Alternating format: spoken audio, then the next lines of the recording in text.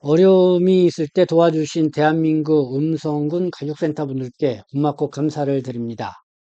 속담에 물을 마실 때 우물 판 사람을 생각하라는 말과 같이 내가 살기 힘들 때 도와주신 고마운 분들을 잊을 수 없어서 고맙고 감사의 마음을 전하고 싶어요.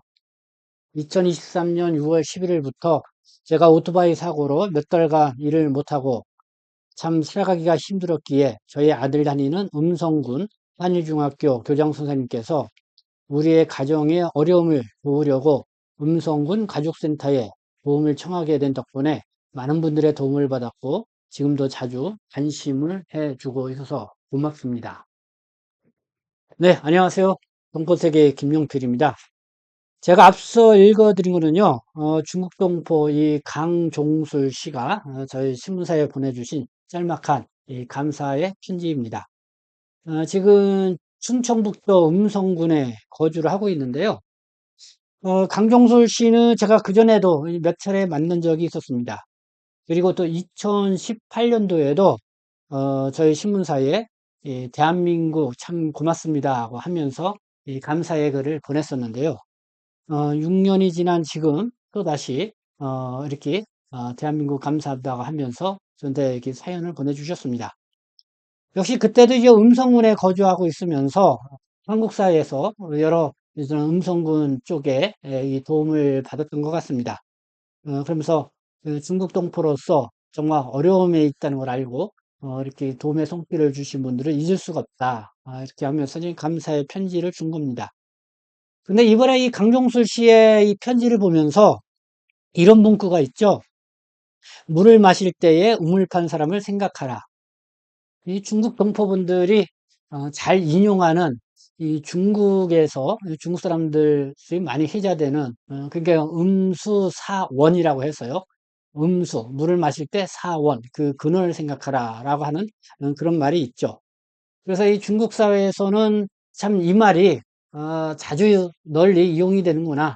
그만큼 중국인들에게는 도움을 준 사람, 은혜를 베푼 사람들을 이렇게 예, 기억을 하라는 그런 말을 삼기고 있는데 참 요 말을 보면서 이 음수사원이라는 이 말을 한 번 더 이렇게 새겨보게 됩니다.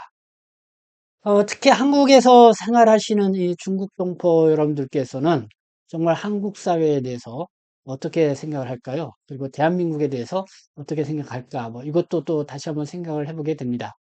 그래도 뭐 거의 많은 동포분들이 그래도 대한민국이 이렇게 경제 발전도 하고 있고 이렇게 예, 앞서 발전을 해 나가고 있기 때문에 그래서 그 덕을 많이 보고 있는 게 아닌가 이렇게 생각이 듭니다. 그래도 일반 중국인들 한국에 오고 싶어도 그렇게 쉽지가 않죠. 그러나 이 중국 동포분들은 같은 또 동포로서 방문 취업 체류 자격, 또 재외동포 체류 자격, 또 영주 자격 이렇게 하면서 물론 이렇게 체류 자격이 각각 분리되어 있지만은 그래도 이 한국에 와서 아쉬울 때는 한국에 와서 또 이렇게 일을 하면서 돈을 벌기도 하고 또 생활에 밑받침이 크게 되고 있지 않나 이런 생각이 듭니다. 그러면서 또 한국에서 생활을 하다 보면은 크고 작은 사건 사고도 겪게 되고 어려움을 겪는 일이 있죠. 그럴 때마다 또 한국 사회 곳곳에서 또 이렇게 도움의 손길을 주어서 어려움을 잘 이겨나갈 수 있도록 해준다 이렇게 생각이 듭니다. 그래서 이 강종술 씨는 2018년도에도 한번 보내주었고 또 지난 2월 11일 6년이 지난 뒤에도 또 한번 이렇게 보내줬는데 네, 또 이번에는 어떤 어려움이 있었기 때문에 또 이렇게 주변에 도움을 받게 됐고 또 이렇게 감상을 표현했을까. 그래서 저는 그 이야기를 잠깐 여러분들에게 전해드리고자 합니다. 먼저 이 강종술 씨 잠깐 좀 소개를 해드리면은 중구 연길시 출신입니다. 한국에 좀 일찍 들어오셨어요. 그러다가 2015년도에 이 아내하고 아들이 들어왔습니다.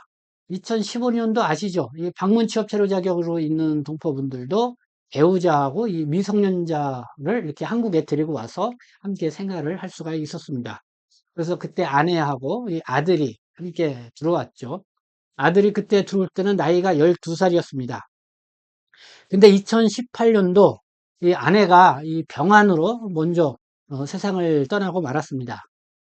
근데 그때 그 아들 나이가 14살이었는데, 음성군에 있는 풍곡초등학교에 3학년에 이렇게 재학 중에 있었습니다. 14살이면은 초등학교를 졸업을 하고 이 중학교에 들어갈 나이인데요.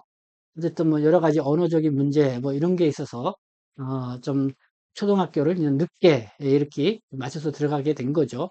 근데 거기에 돌봐줘야 될 어머니까지 이렇게 사명을 하니까 상당히 어려움이 있었겠다 이런 생각이 듭니다. 그러니까 이 음성곡의 이 풍곡초등학교, 뭐 교장 선생님을 비롯해서 이 학급 선생님들 또 특별히 이 강종술 씨의 이렇게 나이 들어서 그 초등학교에 입학해서 다니고 있는 이 아들을 각별히 잘 돌봐준 것 같습니다. 또 가정적으로 어려움을 알고 이 학용품도 이렇게 잔뜩 사서 보내주기도 하고요. 그래서 그 당시에 그 사진을 이렇게 찍어가지고 저한테 이 감사를 표하는 그런 사연을 보내주기도 했는데, 근데 이번에는 이 아들이 이제는 중학교 2학년이 됐습니다. 보니까 뭐 한일 중학교에 다니는 것 같은데, 근데 보니까 이제 앞서 말씀드린 것처럼 지난해 6월 11일 이 강병솔 씨가 오토바이 사고를 당했습니다. 그래서 얼마나 큰 사고를 당했는지는 정확히 모르겠지만은 몇 달 동안 일도 못 나가게 되고요. 생활상으로 상당히 어려움에 있었던 것은 분명해 보입니다. 그러니까 그 중학교 선생님이 요번에는 발벗고 나서서 이 강용술 씨, 이 가족을 도운 것 같습니다. 그래서 음성군에 있는 가족센터에 이 도움을 청하게 됐고, 그래서 그 덕분에 많은 분들이 이렇게 도움을 주었다고 하면서 이 강종술 씨가 이렇게 사연을 보내왔습니다. 그래서 그 내용은 어떤 분들이 도움을 주셨는지 그걸 볼까요? 음성가족센터의 조덕행 센터장님, 그리고 김민선 사례관리사님, 그리고 푸른나무 문희곤 대표이사님, 그리고 사회복지법인 어린이재단의 황기영 회장님, 그리고 송병덕 대표이사님, 그리고 대소 무궁화 로터리 클럽의 송세영 회장님, 네, 식탁을 지원해 줬다고 그러고요. 또 초록 우산 어린이재단에서는 이 주거비를 지원을 해주고 월세 보전금 500만 원을 지원을 했다고 합니다. 그리고 음성군 교육지원청에는 학습비를 지원을 했고 상품을 지원을 해줬다고 하고요. 음성 로터리 클럽에서는 쌀하고 이 선풍기를 지원을 해줬다고 합니다. 그리고 푸른 나무라는 단체에서는 세탁기 하고요. 냉장고를 지원을 해줬고요. 그리고 병원비로 50만 원을 지원을 해줬습니다. 그리고 음성군이 아니라 이 한중사랑교회 이 서울 구로구 가리봉동에 있다가 2년 전인가요? 이 오류동 쪽으로 옮겼죠. 이 서영희 목사님이 담임하는 이 한중사랑교회 우리 중국 동포들이 많이 다니는 교회인데 여기에 이제 서명자, 고인보, 고향순, 김선년, 배혜수, 개성재 네, 6분의 집사님이 아마 100만 원을 모금을 해서 이렇게 도움을 준 것 같습니다. 네, 참 많은 분들이 이렇게 도움을 준 것 같습니다. 그래서 이 강종술 씨가 여러분들의 이런 도움에 감사를 하면서 특별히 이 대한민국에 이 감사하는 그런 모습을 볼 수가 있습니다. 그래서 덕분에 상처도 많이 회복되었다고 하고요. 삶에 용기를 잃지 않고 새로운 삶으로 열심히 살고 있다고 하면서 저한테 이렇게 사연을 보내주었습니다. 어쨌든 이 강종술 씨의 두 번째 이 감사글을 받아보면서 특히 이 물을 마실 때, 우물물을 마실 때에 그 우물을 파는 사람을 생각하라고 하는 이 음수 서원, 이 중국에서 많이 이용되는 이 말을 다시 한번 떠올리면서 정말 우리가 이 어려움에 있다 하더라도 주변에 늘 이렇게 이 도움을 주는 사람들이 있어서 항상 감사하는 마음으로 사는 것이 또 우리의 삶이 아닌가 생각합니다. 여기 강종수 씨처럼요, 여러분들께서 한국에서 생활하시면서 주변 사람이나 또 이렇게 미담으로 더 전화 주고 싶은 그런 내용이 있으면은 저희 카카오톡이나 뭐 이챗으로 이렇게 보내주시면 감사하겠습니다. 보내줄 때 사진도 함께 이렇게 보내주시면요, 저희 온라인 신문에도 게재를 해드리고 또 이렇게 유튜브 방송을 통해서도 다른 분들하고 공유할 수 있도록 하겠습니다. 그렇게 할 때, 이 강종수 씨처럼 이 중국 동포에 또 이렇게 감사함을 표현할 때 이미지를 높일 수 있지 않나 이렇게 생각합니다. 도움을 받고 은혜를 받고도 감사함을 모르면은 정말 좀 뭐랄까요? 좀 염치 없다고 그러죠?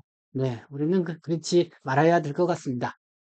네, 여러분들의 많은 사연 기다리겠습니다.